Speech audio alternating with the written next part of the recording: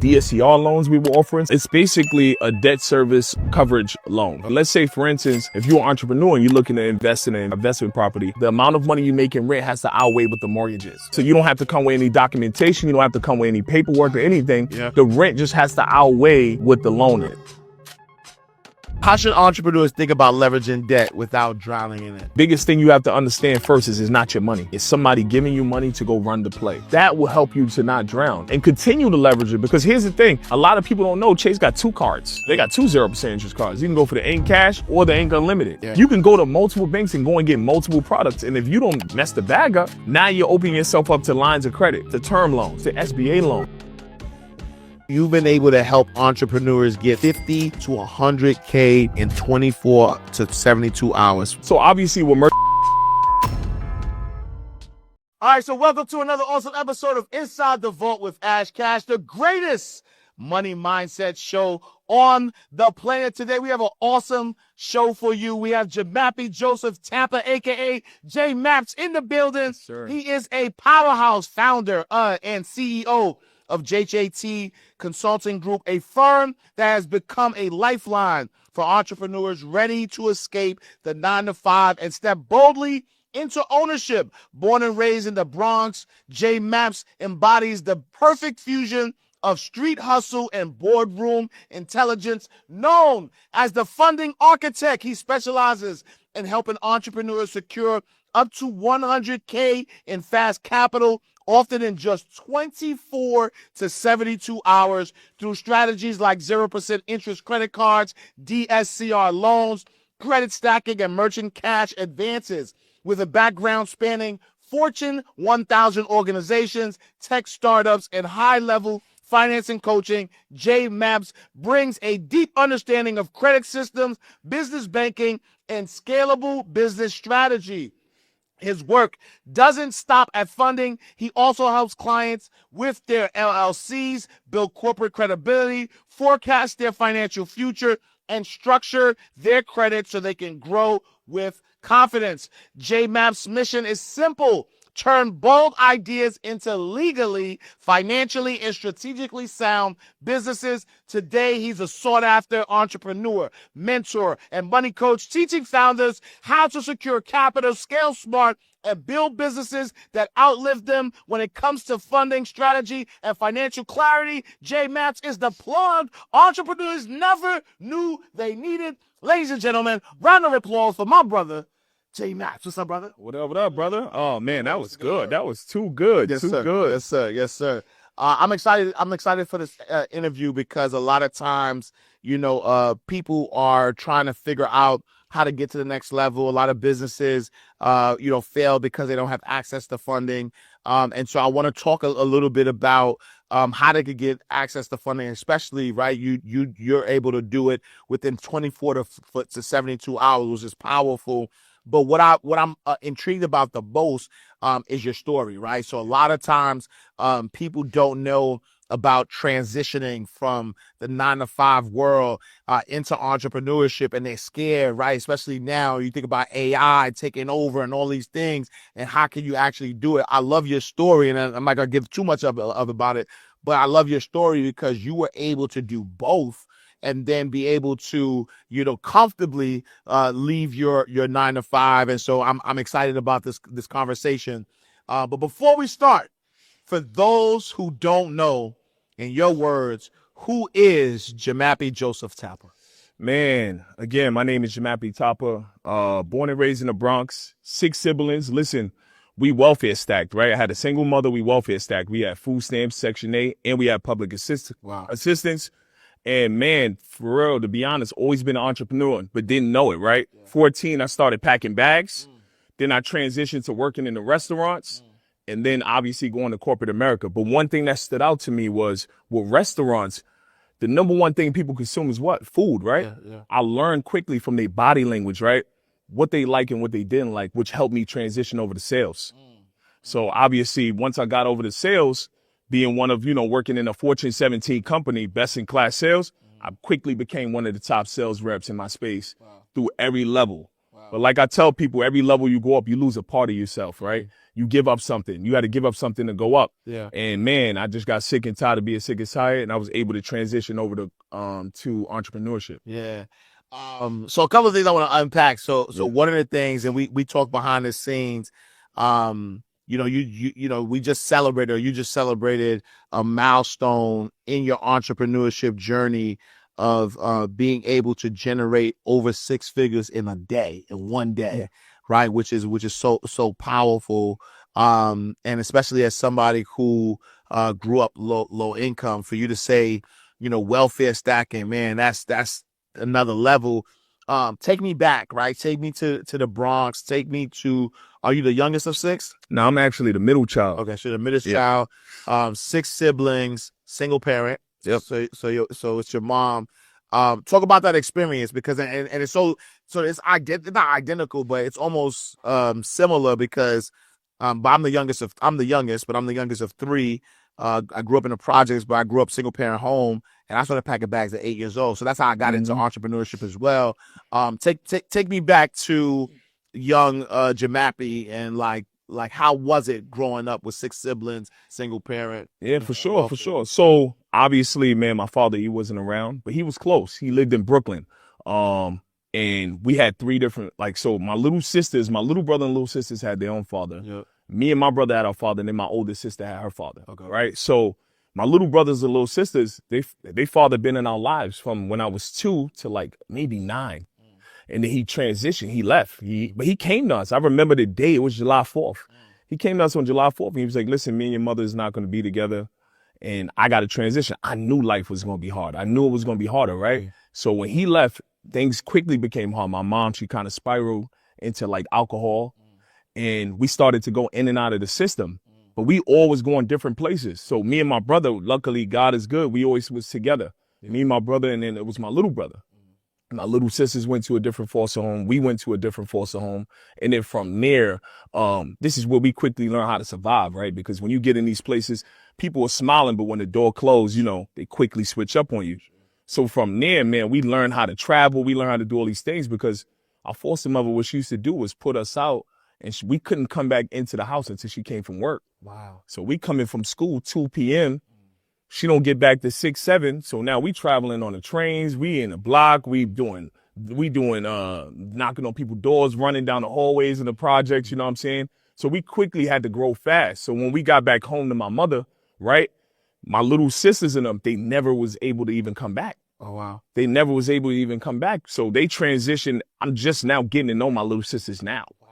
Yeah. So I'm just now getting to know both my little sisters, because they were basically, you could say, brainwashed. To be honest, they were told my mother was this bad person. But how I looked at my mother, and they stayed in there with their foster parents. Stood with the foster parents to the point they were adopted. Wow. You know what I'm saying? So, but because they didn't know, they were taken at a younger age. But me and my brothers, we knew our mother. Right. She was a great person. She just fell into alcoholism because it was hard being a single mother. Yeah. I'm a father, and I have a fiance, and I have 2 sons, and I know it's still hard. Right. So imagine her with growing boys, growing girls. You know what I'm saying? So what it did was it helped us to transition, and it helped me to realize nobody was coming to save us. Yeah. So when we got back home, I quickly went into packing bags. And how it started is we used to sit in front of the supermarket and ask people, can we help them with their bags to the car to make money? Yeah. But we would come back, by the end of the day, sitting in front of the supermarket, cracking on each other, joking all day. We'd come back with $4 or $5. We this ain't enough, man. Right. And then one day we came across this kid. He was alone. He had a broken arm, man. We call him Debo. We called him Debo. But he was like, man, you should try packing bags. It's way more money. Man, as soon as we got into packing bags, we coming back home with $40, $50, $60. And then we used to take breaks. We would go to Bay Plaza, pack bags, and Pathmark. We would take breaks and go eat pizza. I'm going on a break. Man, I see you. I'll come back. Then we'll come back. So it's that entrepreneurship was always in me. It wasn't on me. Yeah. It was something I had to do. Yeah. And then freedom, though, tasting that freedom. 100%. 100%, man. We used to travel on a 12 bus up and down to go pack bags and everything. Yeah. And then quickly became a teenager. Obviously, the streets started to play a big factor in my life. Yeah. And started working downtown. At Ruby Tuesdays, man. And that changed my life, because I quickly noticed that I was a product of my environment. Every word that came out of my mouth was nigga, this, that. So when I got downtown and I'm working with people that didn't look like me, white people, they never gravitated to me. Yeah. So now I'm like, man, how do I learn how to speak to everybody? Yeah. How do I learn how to articulate to anyone, whether they white, Chinese, whatever, Spanish? So what I did was I left off to college. I went away to college and quickly, my roommate, he was a big time soccer player. It was girls galore. Yeah, it was like he had so many girls that I had to adjust. And these were white girls, these were Chinese girls. So I had to adjust and learn how to speak to people. So time I left from school that first semester and went back to work, now I'm the guy because now I know how to speak. Now I'm hanging out with them. Now they inviting me places. Now I'm going out to drink with them. Now we going to parties. Now I'm waking up in some of their houses. You know what I'm saying? So it quickly helped me to grow and it made me a better communicator being in those environments because I was no longer a product of my neighborhood because I stopped hanging out in my neighborhood. I stopped hanging out with my friends. So it was always, yo, you used to do this. You used to do that. So now I labeled those people as the used to people, right? Because I know in order for me to go up, I had to let go of something. For sure. And that was part of me that I let go when I started to transition. Yeah. Yeah. And if I hear you correctly, the beginning of your success, if you will, was number one, expanding the mindset, getting rid of old thought processes and the people around you, and then so now take me into corporate America. So now, you're in corporate America. Talk to me about that. All right. So I started working in restaurants, right? And the late nights were getting to me, man. I used to work in Times Square. So you know how that is. Trains are delayed. You're not getting home to 3, 4 a.m. For sure. So the late nights were getting to me. I had a son, my first son, his name is Noah. And I'm like, all right, at the time I was maybe like 21, 22. I had my first son. And I was like, all right, man, I got to make a transition. So I'm like, okay, I had a friend, he worked in Verizon. And he's like, yo, man, come through to Verizon. You can make this amount of money per year. So I'm like, all right, man. So he set up an interview for me. I got an interview I could never forget because this guy hired me on every single level in Verizon, right? His name was Samir. I'm like, man, what are y'all making? Because I'm coming from serving. I'm making $200 to $300 a night. I'm like, man, I need that fast money. And I'm going over to corporate America now. So now I end up in the stores in Verizon. And man, it was hard at first because I'm getting paid every 2 weeks now. I'm not making the same kind of money, but I'm going 100% overexerting myself because it's sales. Right? I'm competitive. I come from a competitive background. Right. So now I'm in sales. I'm one of the top sales guys. My first year, I go to Winner Circle. So that's top 10% in the nation in sales, right? So I'm like, all right, cool. I got something here. Then the second year, COVID happens. So now I'm home. We working from the computer and all that. So now I'm like, man, I'm working from the computer. I'm selling sneakers now. I'm reselling sneakers. And I'm doing well to the point that I'm selling the athletes. I'm selling the football players, NBA players, everything, right? And I quickly learned entrepreneurship just from that during COVID and just sitting down and analyzing, man. I started to watch EYL. I started to watch all these guys come up. And then the guy who stood out to me was him 500. I can't forget because I seen him on a jet for $1 million worth of game. And I'm like, who is this guy? Why is he on a jet? Why is he talking credit? Right. And me at this time, I'm maxed out on all my cars, selling sneakers. I'm like, he talking about it don't show on your report. He's lying. Let me go figure this out now. So now I go and basically, I go and start to, study. And I'm like, all right, business credit don't show up on your personal report. So I'm like, all right, cool. Let me go into business credit now and leverage business credit and leverage business that way, right? And it helped me because I ended up being able to sell all my inventory and I wasn't in debt anymore. And then from there, when COVID ended, we back at work. But now, at work, everybody got anxiety problems. Everybody's in tune with their feelings now. Everybody got sick days. Everybody got it all, right? Right. So now we get back to corporate America, man. And I'm like, yo, I'm disgruntled because now my entrepreneur spirit is not clicking no more. I'm back at work full time. I can't sell sneakers like I used to. I can't do what I used to do. So I'm like, all right, cool. I got to get promoted, man. So I got promoted as a business account manager. I ended up getting promoted to your town, man. I got promoted to Harlem, Nice. right? Yeah. I got promoted to Harlem and it was considered the punishment store. Like everybody got to pick the location. They became an account manager, but me.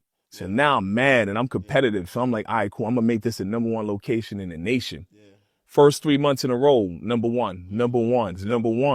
And I'm like, all right, cool. Now everybody noticed me because this store was a store nobody ever wanted. Right. And now I'm the account manager in Harlem. Harlem's known for fraud. It's known for all of this, fast talkers. Right. But me, I'm from the Bronx. I already understand it. So I took over Harlem quickly, bought them up. Yeah. Then I was promoted downtown to Times Square. So now I'm working with these celebrities are coming in the store, Eli Manny, all these guys. I'm working with all these guys and quickly blew that store up as well and was promoted to a senior account manager. So now I was working with small business at first. That's the 1 to 10 range of employees. Yeah. Now I went from 20 to 100 employees now. Okay. Right. And I'm a senior account manager. Now I take over Newark, New Jersey. But at this point, I saved up all my money and I ended up investing into a 3-family house, which I leveraged business credit for. We're going to get into that. Right. But I leveraged business credit to go into a 3-family house. So now I'm in Newark. I took over Newark as an account manager. Quickly became the number 1 guy in New Jersey. Nice. So I ended up going to President's Cabinet or Diamond Club at the time. They called it Diamond Club. I ended up going to Hawaii. And in Hawaii, I was recruited to be a senior manager now in Massachusetts. So all this time, think about it, right? I got a wife. I got a son on the way. I think he came while we was in Jersey, but she's following me everywhere. She trusts me. Right. Like we going. So I went from New York to New Jersey. Now I get promoted as a senior manager of the Massachusetts, which was the worst place in the nation. Wow. Yeah. But we quickly, she put together a great team. We made it number 1. We were number 1. Like every month I was there, we were number 1. Yeah. But what I quickly realized is that they were the worst place in the nation because of the leader. It was a one female. She was just a terrible leader. Yeah. And she didn't know how to work with superstars. I was considered a superstar, somebody who came in and changed the environment, changed the room. Yeah. So I remember this one day, man, this is when I started to entrepreneurship click back in my mind. She was like, listen, I had 16 stores in Massachusetts. She said, I need you to go to every store and make sure the business board is set up. I'm like, fuck no, I'm not doing that. Hell no, I'm not doing that. So when she said that, I'm like, I really got to do that. She like, yeah. I'm like, nah, hell no. Yeah. So that's when it started. My mind started to shift back to entrepreneurship. I'm like, okay, what do I need to do, man? I need to pay somebody. But like any average American, I had less than $1,000 in my account. I was making money, but it was going out towards bills. It was going out towards life. Yeah. So what I did was I pulled out of my 401k and invested into mentorship. I sat and analyzed everybody in the market. Everybody, everybody was talking that talk, but then I found the right person. I invested and I was able to change my life. Man. I was able to just take my life to that next level. Yeah. Sure. Yeah. And so now, I mean, there's a lot to unpack. Yeah. There's a lot like to unpack, but I'm happy that you kind of paint that picture because a lot of times, we have, we have the people who watch the show, our insiders who are, work 9 to 5, who, also want to get into entrepreneurship and they don't know how to do it.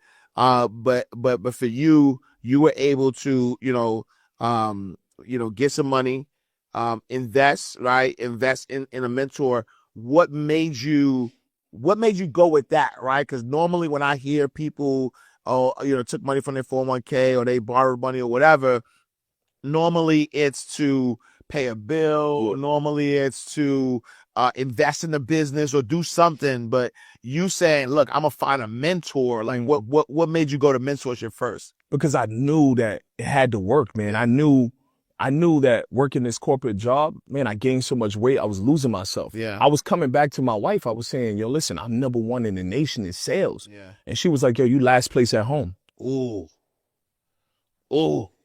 She's like, you last place at home. Yeah. Your kids don't know you. You committing to this. And then I had to sit back and realize we went from New York, New Jersey to Massachusetts. I'm like, I kept telling them it's for them. Right. But I lied. That was for the company. Right. So it had a hold on me, and a corporate hold. Right. Man, the stigma on me that I'm like, man, I got to be the best. I got to do this. I got to commit. And it's like, what I realized is that it wasn't doing anything for me. I had nothing in my savings account. Yeah. My kids didn't know me. Yeah. My son is more interested in what his mother was doing. Yeah. So now I'm like, man, what am I doing wrong? Yeah. So I sat back and I analyzed the market. And I'm like, what am I good at?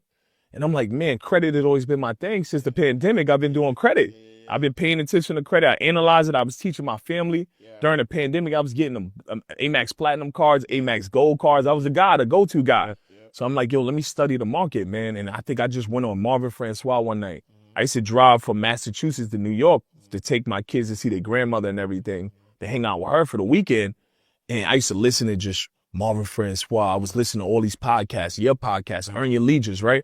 And I'm like, man, I could do this. I'm repeating everything they're saying. I'm like, I'm repeating this. I said, imagine I'm going to know these guys in a little bit, right? And I found a mentor, and I was like, okay, man, I joined this 5-day mentorship, and it changed my life. I only needed to go on one. I'm like, okay, because he was speaking to the future me. He wasn't speaking to the current me. Yeah. He's like, you going to be him. Like, you going to be him, but you got to commit. Right. And you got to do it now. Yeah. So I sat and I analyzed everything, and I was just like, this is the guy. Yeah. So I paid him. Yeah. I paid him. Darius Benders. Yeah. It's my guy, man. Yeah. I paid him.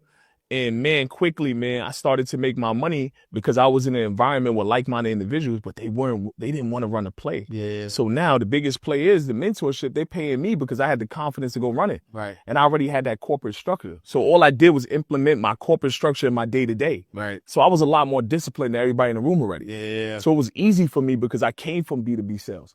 We prospect in the morning. Right. I managed my clientele. It was always about building that relationship with your clientele to continue to keep going.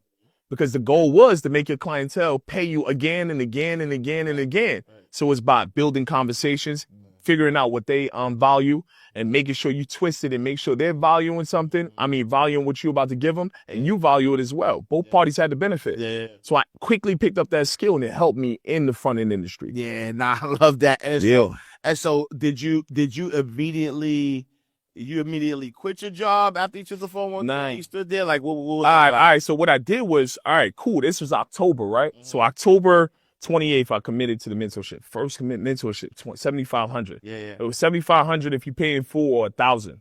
One of the first to commit. Now they have an in-person event 2 weeks later, November 8th or something like that. So I'm like, all right, man, I'm going to go down to Atlanta. I get down to Atlanta. I see these Lamborghinis.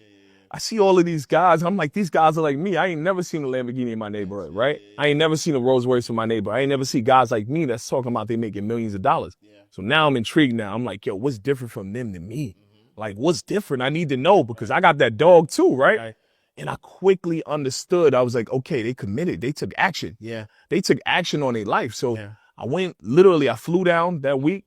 And as soon as I went back up to work, I put my leave in. I went on leave. Right. I said, I got to build a business. But I needed that. I had that scarcity thinking, man, I still needed the company. So I went on leave. Right. So I started to build a business and I quickly had strides, man. I think the first 10 weeks, I made $100,000. I'm like, yo, I'm in corporate America. Well on, Bridget. Yeah. So instead of quitting the job, right? Instead of quitting your job, and how much were you making a year at your job? I was making around $200,000. I have to with commission, $200,000. All right, so $200,000 a year at your job after commissions. You even with making that money, right? You realize like wifey, like, listen, you losing at home. You realizing your sons can't, or aren't spending time with daddy, and you's like, all right, bet. So I gotta make something happen. I'm not gonna quit this $200,000 job. I'm gonna take a leave of absence, but I'm a believer in myself enough to invest in myself to go out and take this mentorship, and I'm gonna learn everything I need to learn to run this business. And within 10 weeks, we made $100,000. Made $100,000 in 2 weeks. Yeah. So we put the work in, man. I was literally every day giving offers. Yeah. Making 50 offers a day. Yeah. I would go on Instagram. Yeah. I'll make offers until they stop me from the DMs. I can't send no more messages. Right. Then I'm going over to Facebook groups now, and I'm telling people in entrepreneur groups what I do, how I can help them get money. Now, a lot of people said no, but no means next opportunity. Yeah. And also, too, what I did was I planted a seed for a lot of people because a lot of people spent the block and came back to me. Yeah. So now what I did was I planted the seed. And when we plant a seed, we're not expecting the plant to grow the next day. We're going to keep watering it. Right, facts. So I kept going on these groups, man, until I started to have a bunch of clientele. Yeah. Now I'm putting them in the CRM and I'm nurturing them. Now I'm giving them newsletters. Yeah. Now I'm telling them what's coming up. Now I'm posting wins of clients and I'm posting a picture. I'm asking for their permission. I'm posting their pictures and sending out email blasts. We just helped this business owner get 100,000. We just helped this business owner get 200,000. So it quickly helped me grow through the ranks.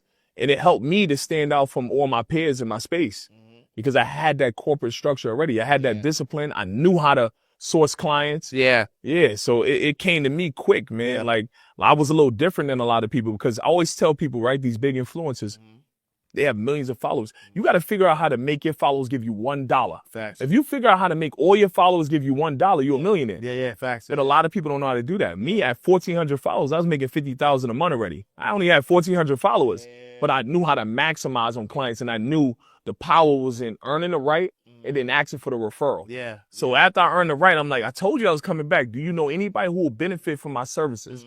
Oh, yeah, I do. All right, cool. Send them over. Then I'm asking that person to send me somebody. As long as I earn the right, I'm going to ask for it. Rightfully so. But if I don't earn the right, I'm not going to ask you for it. Right. So that was the difference. I quickly knew in the space, a lot of people couldn't deliver.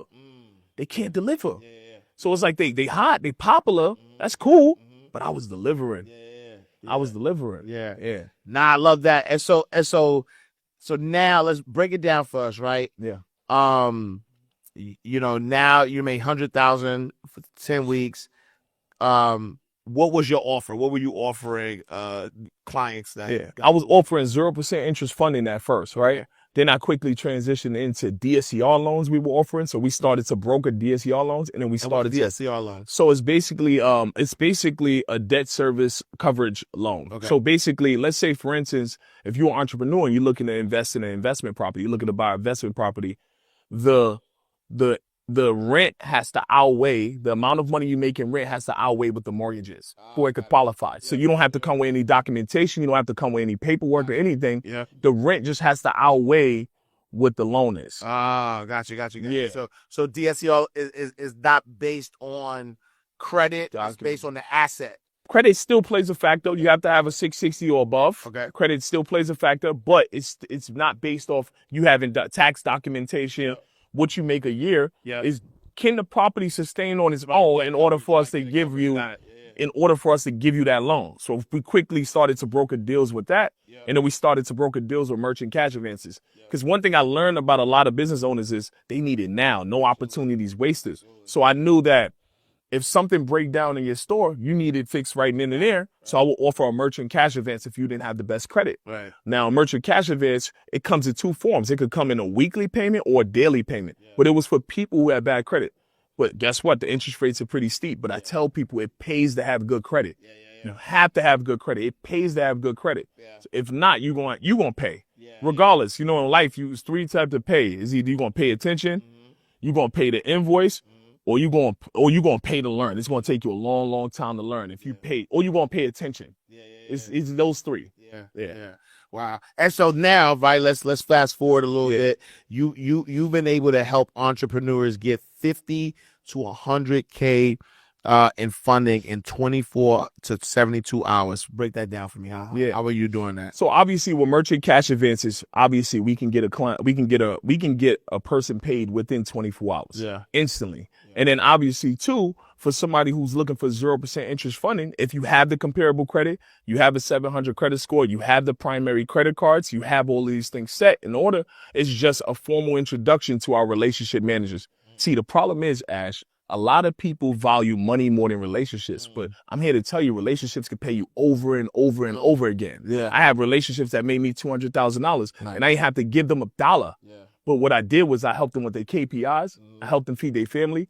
I'm still one of the people, like my wife, she feel like I'm a part of the secret society. I'm still getting gifts from Chase. I get bouquets from Chase and everything all the time because we bring them so much money. So what I'm doing is I'm helping clients build a better relationship with the banks. Right? Because what happens is an average client is going to walk into the bank and what they're going to say is, what do I qualify for? Nah, we're going to go in there and say, we got to make them earn our business. What offers do you currently have?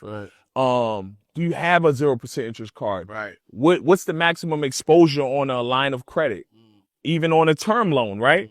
After you're in business for 2 years. So teaching them how to go on the banks and stand. Because what happens is, if you come into the bank, right, and you come in and you've prepared and you answer every question correct, if you don't get the approval you need, now the relationship manager's fighting for you. Hold on, Britt.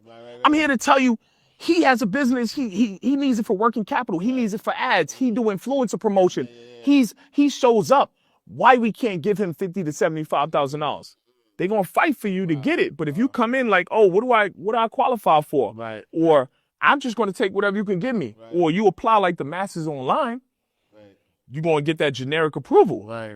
Which is typically 5 to 20 grand max. Right. But when you come through us, what happens is you can go through a relationship manager, you can request the amount of money you want. So you can request the amount of money you want via DocuSign, right? Because they're going to send you a DocuSign. I call it the back doorway via DocuSign, right? And you're able to basically elevate your business and maximize on funding. Wow. And that's so powerful though, because again, to be able to, like, these are like such creative ways to get funding, to be able to do it at just such a quick time. Those who are ready to go, can start their business and do all of those things. You mentioned earlier about helping people, get 0% interest cards. What is the real power of 0% interest cards?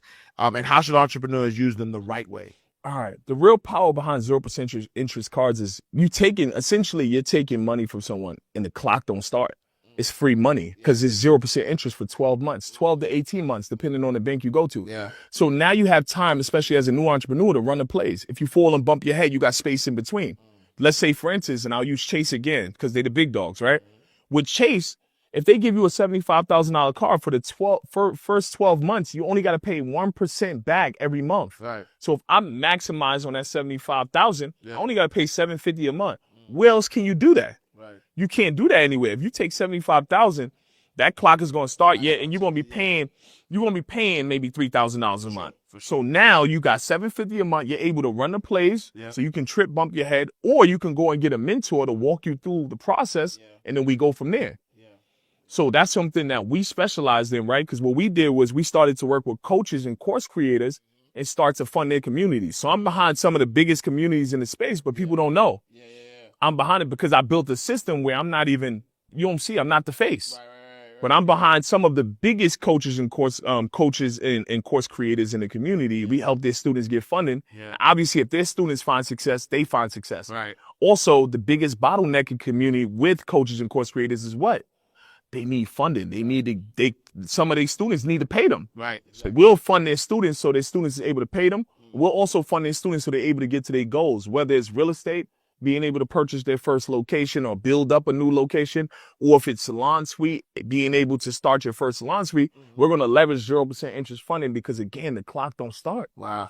And you know what I like about this business model, I mean, obviously it's not for everybody. You have to be able to have a certain level of risk tolerance. But the fact that because I hear everybody, like naysayers of funding always talk about, well, if you get funding, it's money that you got to pay back. But I like your business model because not only is it not just funding, it's funding to start a business. And then when you do the 0% interest, that means you have 12 months to be profitable within that business. And if you choose the right business and right structure, it's practically a free loan. Yes, you're going to pay it back, but if the asset that you use to buy it is cash flowing more than what your payments are, you can actually, get paid for that. It's crazy because a lot of people don't know, right? Elon Musk, he leveraged funding in order to purchase X, formerly known as Twitter. Yeah. Damon John, his mother put a house up as collateral for him to invest into his dreams. Right. So it's like, why are we as people not leveraging that debt or leveraging that debt to build something bigger? Yeah. You call yourself the funding architect. What makes your approach different from the typical credit repair funding coach? So again, like I look at it like this, right? A lot of people they try to get through the day. A lot of people try to get through the week. I'm getting from the week, right? So for me, when I was working in corporate America, I took every structure I did every day and put it into my business. Yeah. To the point now, I no longer have to be in my business because I implemented systems and automations, right? So now I got people from the Philippines as funding specialists that's funding clients for me. Wow. So now we have an approval channel and I could be out like today buying my wife a $3,000 camera, right? Buying her a $3,000 camera. And guess what? I'm getting approvals from the channel. I know I'm making money. Nice. I see my calendar is full. If I don't see my calendar full, it's a problem, right? So the calendar is full and I implemented a system, right? A lot of these funders in the space, they're still doing it themselves. They're still communicating with clients. They're still overwhelmed. I'm teaching people right now how to take yourself out of the business, right? Like when you think about the 4 cash flow quadrants, you got employee, you got small business, you got business owner, and you got investor. I'm teaching people how to go from small business owner to a business owner where everything is automated, completely free. Because the problem is, here's the thing, right? Like when you think about McDonald's, some people want to be the fry cook in their family. I mean, in their business, right? They want to be the fry cook in their business. They want to make the Big Macs. They want to make the McChickens. They want to be at the register. You can't be everywhere at once. And then now, guess what? Now your quality and service is lower.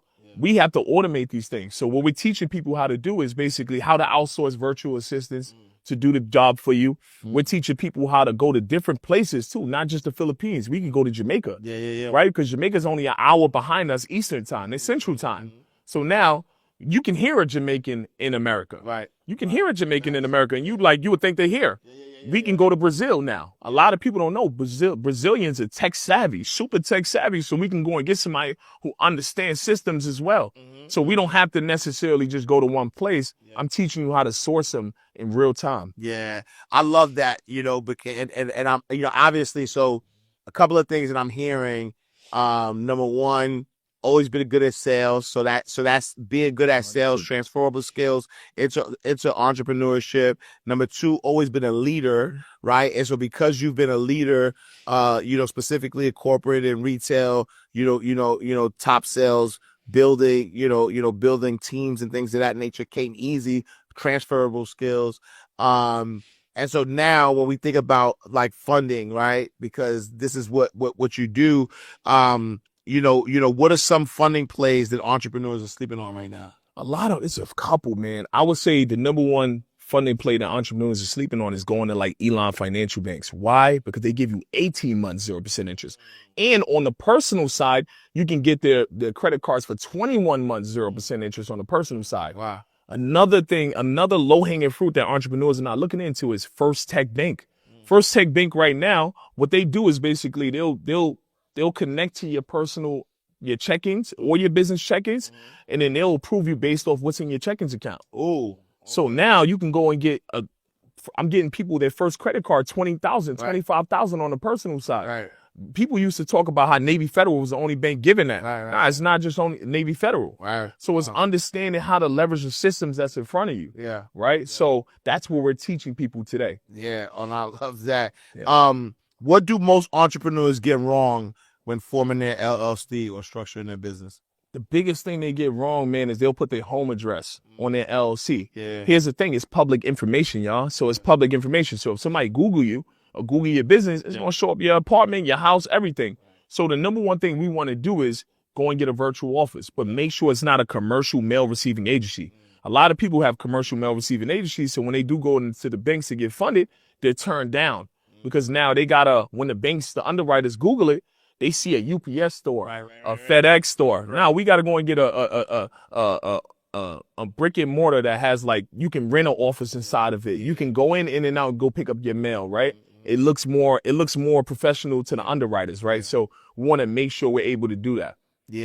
How does someone know whether they should use a DSCR loan versus personal credit versus business credit? Like when is so if you're if you're an entrepreneur, you haven't filed taxes, you don't have positive tax returns, you're not generating much income, then I'm going DSCR. Why? Because they're not asking for personal documentation. What they're looking for is if the rent can outweigh the mortgage. That's the only thing they're looking for. Now, if we talking traditional, right? For the average person that's traditional, they're going to ask you for those documentation, right? They're going to give you a pre-approval that you're able to go onto the market and go and invest in whatever property you want and go buy the property. For sure. At what point should a business owner bring in forecasting? So like financial planning, credit structuring, is that something that they should be doing early on in the business? Day one. Okay. Day one. So I want you guys to look at your business like your Target. Look at your business like your Walmart. Look at your business like your McDonald's. It starts from day one. Because if you implement forecasts, you're forecasting a loan. So you will know if you're going to be overwhelmed going into a month or going into the next month. So implementing that forecast should start from day one. You should know straight from your calendar how many clients you got and if you're going to be overwhelmed. And I always tell people too, right? Inside of your business, this is how you figure out the bottlenecks. Because people come to me all the time like, yo, you got the best systems. Yeah. We all know systems stand for saving you time, energy, and money, right? Yep. But I tell people how you start to, because systems is like a glove, right? I tell them how you start to develop your system is talk to yourself about your day to day. What's a bottleneck? What do you feel like you feel a void? Maybe it don't bring you energy to get on a call with a client. We're going to go and delegate that. Maybe it don't bring you energy going over your calendar and reminding people that they have a meeting on the calendar. We're going to delegate that. Maybe it don't bring you energy jumping on these calls and educating people, right? We're going to delegate it. So understanding the power of delegation. So here's the thing. One thing I noticed too, right? Like when you think of Verizon, right? You think of T-Mobile, you think of all these companies. Where are most of their employees from when you call in now? Philippines. Yeah. So it's like, these are Fortune 17, Fortune 20 companies. Why are we not implementing in our day to day when we're able to go and hire somebody in our business for $4 to $5? It's crazy.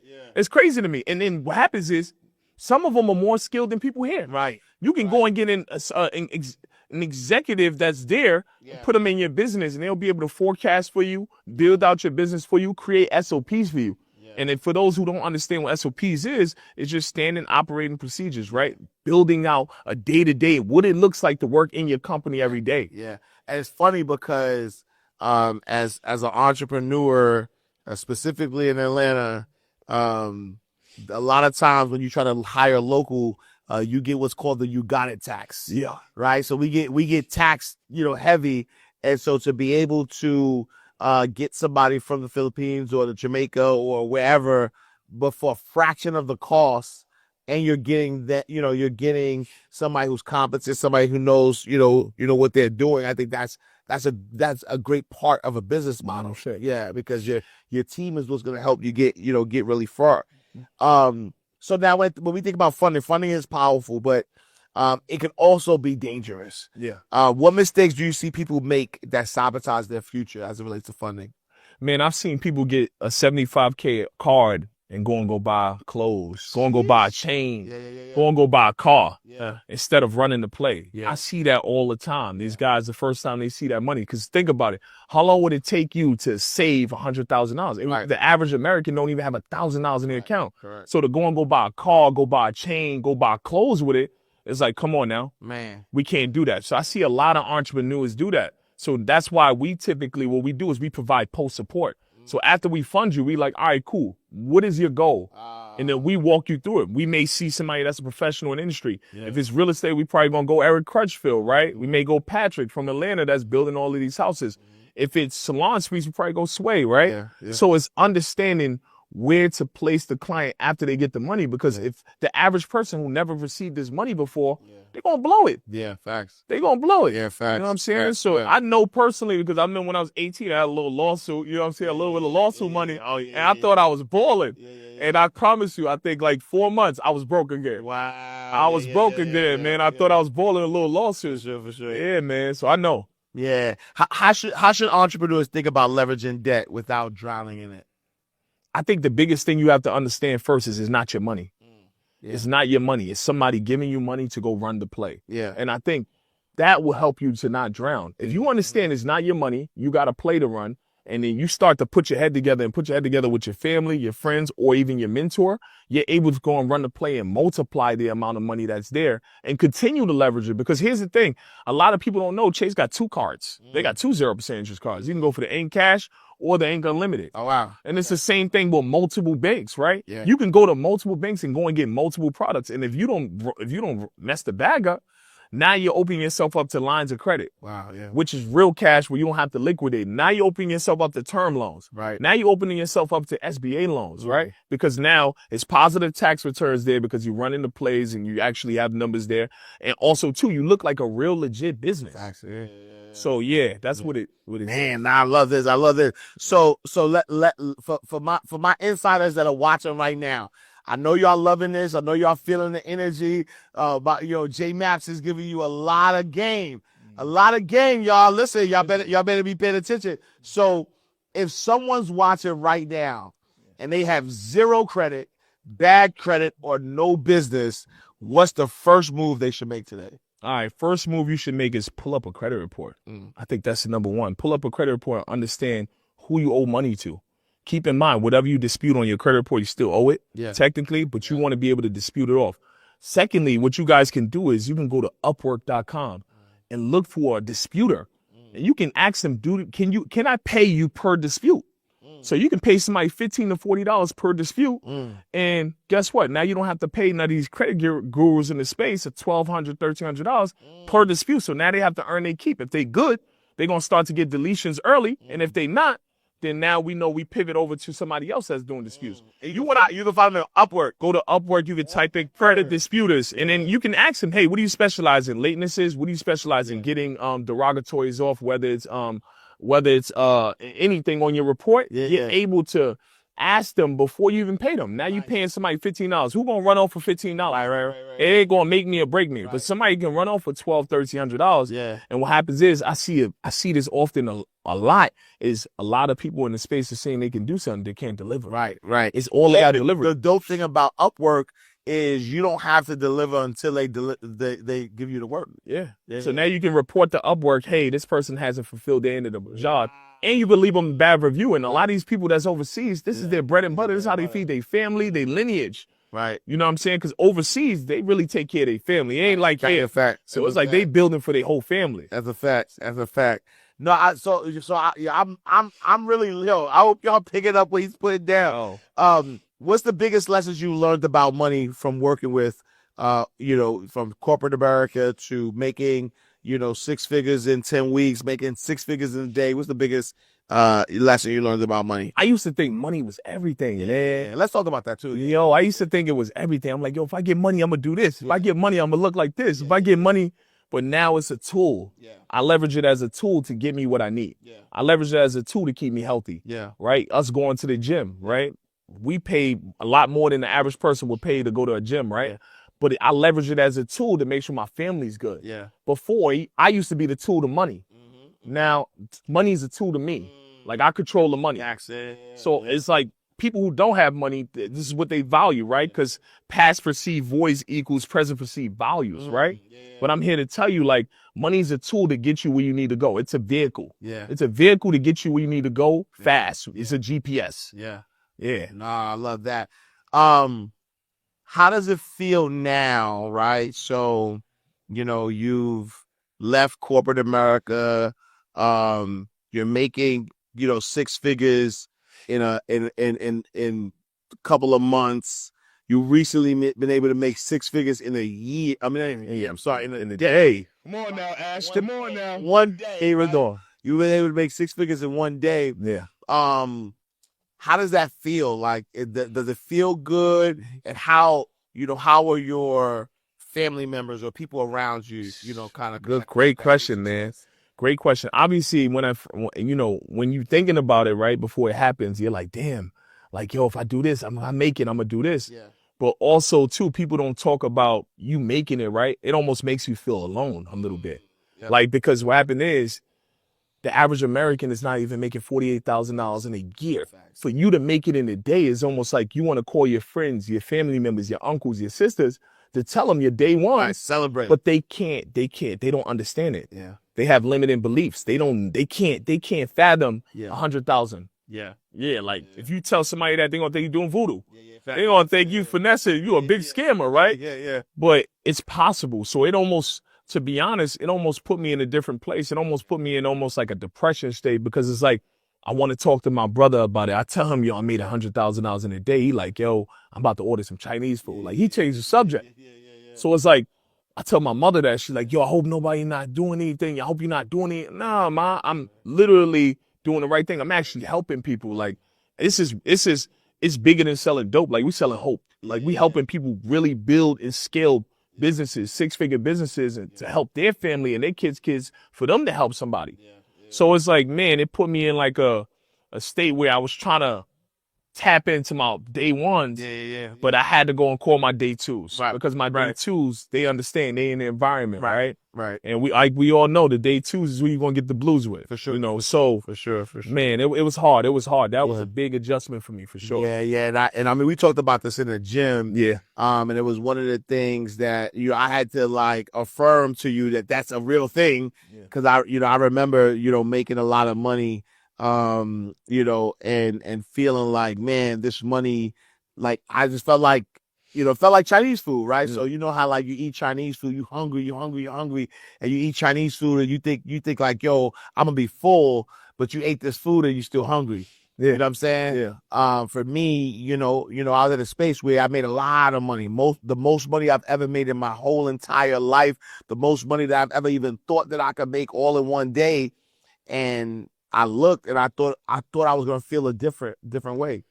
I thought I was gonna be excited. Obviously, you're excited, but I thought, it was gonna feel different. But it felt like depressing. It felt lonely. It felt like the people I wanted to celebrate. Like I remember one of my day ones, finding out about it and then LOLing, like he didn't even believe it. Like he couldn't even fathom in his mind that this thing was true.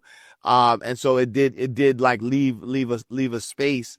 But again, I think it's one of those things that when you are the first, when this is not like a normal thing, right? Where you come from an environment where you want to share with your loved ones, but you were chosen. Yeah. You know what I'm saying? Like God chose you for a particular reason. And it's funny because even as I hear your story, I could see why you're successful, right? It's because you've been being prepared for the success from day one.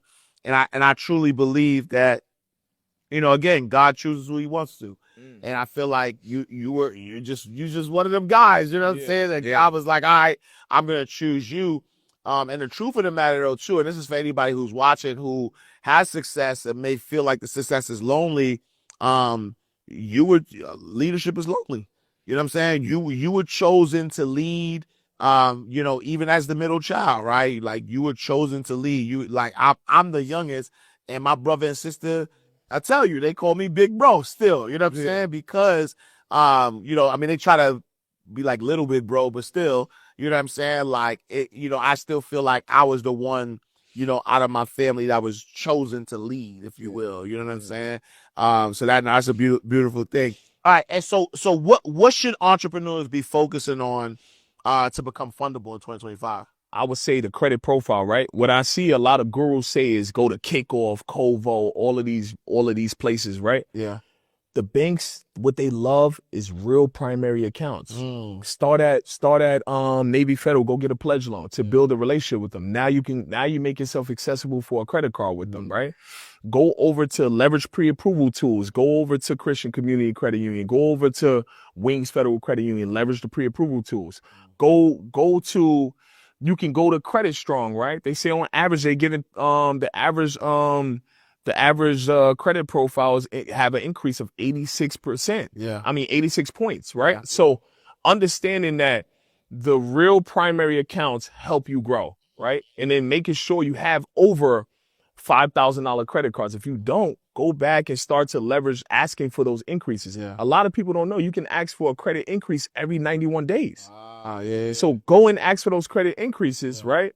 And make the banks earn your business. No, I love that. What's the long game for you, right? Like what legacy are you building with JJT Consulting? So biggest legacy right now, obviously we went into coaching. So the name of coaching is Fund of Freedom. The biggest legacy I want to leave behind is I want to help 100 people generate 6 figures in their business. So the goal is to start with 100 people generating 6 figures in their business. Then I want to help 10 people generate 7 figures in their business. So the goal is, right, to help people grow and also for them to show other people how to do the same thing I'm teaching them. Yeah. No, I love that. So at this stage of your life, what keeps you motivated to empower entrepreneurs financially?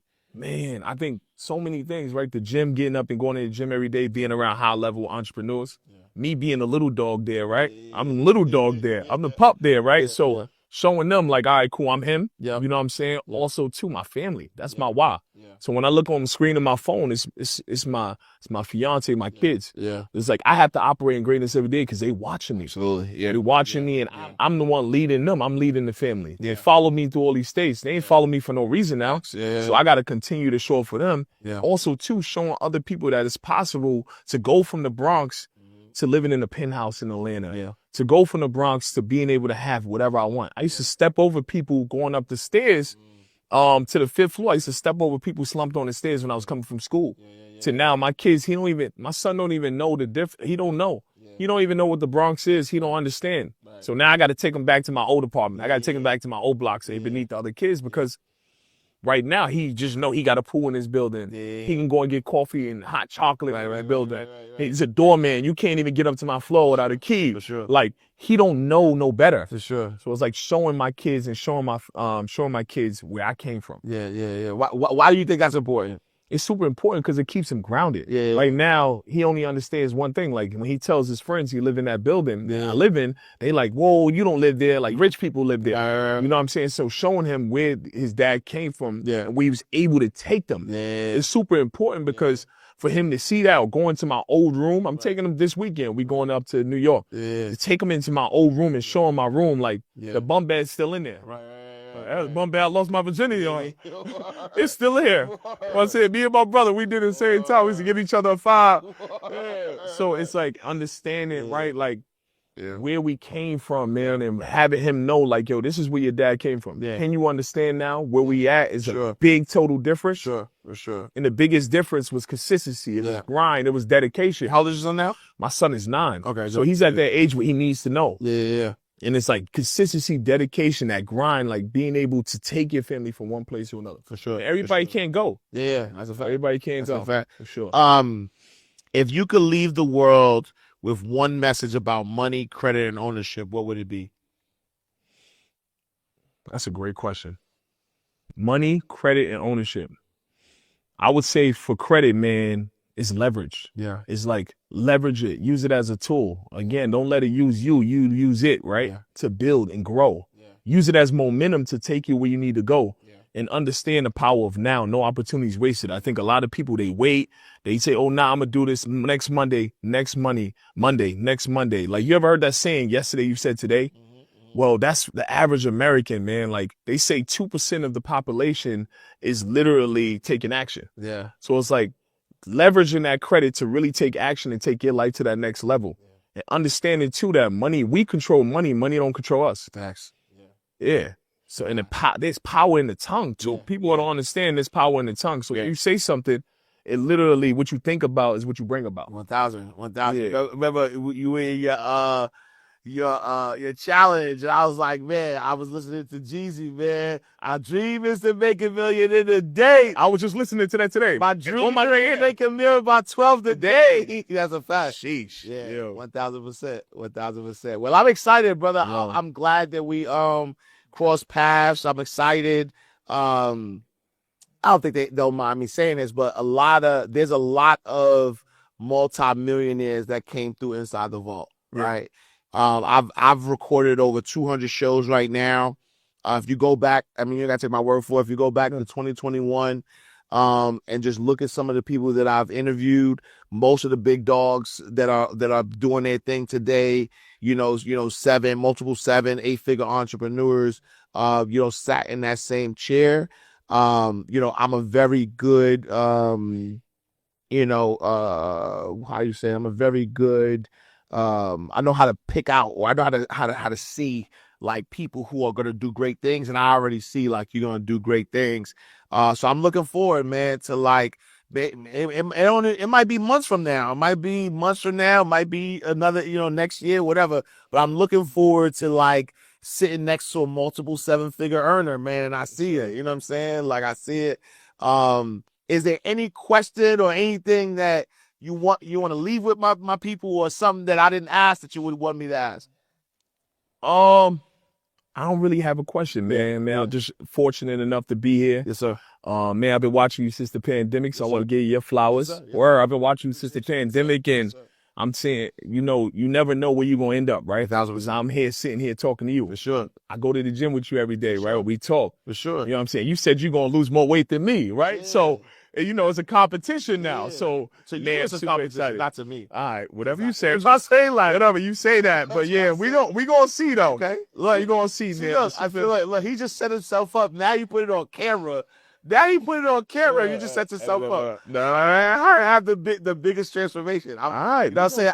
I was gonna spare you. Yeah. Because I'm gonna look. I don't see what's happening, bro. I see it. No, I don't think you see. Look at baggy. See what I'm saying? But, Shirt looking forget You that. solid. You don't see what's happening, bro. I see it. I watch you in the You know what gym. I'm I saying? see you getting I'm stronger just and saying. better. Right. You know what I mean? That don't mean nothing. That's 3 weeks to your 3 months. You look, I'm so far ahead of my time. I'm about to start another life. Look around you. I'm about to pass you twice. Back to the Future. Yeah. I got You got balls now. You got balls now. All right. Listen, I never been one to talk too much, man. I welcome the smoke, and man, you somebody I respect in the space. And it's gonna make us better though. It's like, Yeah, and they're both gonna 100%. win. You know what I'm saying? Yeah. So when I have the better transformation, at least you try. You could say all of this. You try to talk yourself up all you want. I've been doing this for so long that I love it. Yeah, we gonna work. That's it. We're gonna see. So look, 3 months from now, this is my camera. 3 months from now, we're gonna see who cut the most weight. Copy. You know what I'm saying? We're gonna see whose shirt the baggiest, right? Copy. We're gonna come here. We're We're gonna come here like the 90s. You know what I'm saying? I wear a tight shirt on purpose. Oh, you gonna wear a so you tight can see the shirt. definition. All right. So I ain't We even gonna look. We ain't gonna see whose shirt the happiest. I'm gonna wear the tight shirt so you can see the definition. All right. We're gonna see, man. We're gonna see next summer who gonna have their shirt off on the beach. All right, we gonna have our shirt off on the beach next summer. Of course, that's that. Yo, All right. yo, what he said? What it paid in full? What he said? Yo, in 10 days we gonna have matching bitches. Yeah. No, he said 10 years we gonna have matching bitches. Nah, in 10 days. Let's get it. Let's go. Let's get it. All right. Let's If get people it. want to find you, where can they find you? Yeah, you can find me on Instagram at Jmapie Tapa, Jmapie Tapa. Also on TikTok, same thing at Jmapie Tapa as well. All right, y'all. We are closing out the vault. Another powerful episode. Listen, I'm telling y'all, I'm never wrong. Make sure y'all tap in with him. One thing I'm going to tell you is that throughout this whole credit space, there are some people who have knowledge, but there's other people who have knowledge and they care. This brother has knowledge and he really, really cares.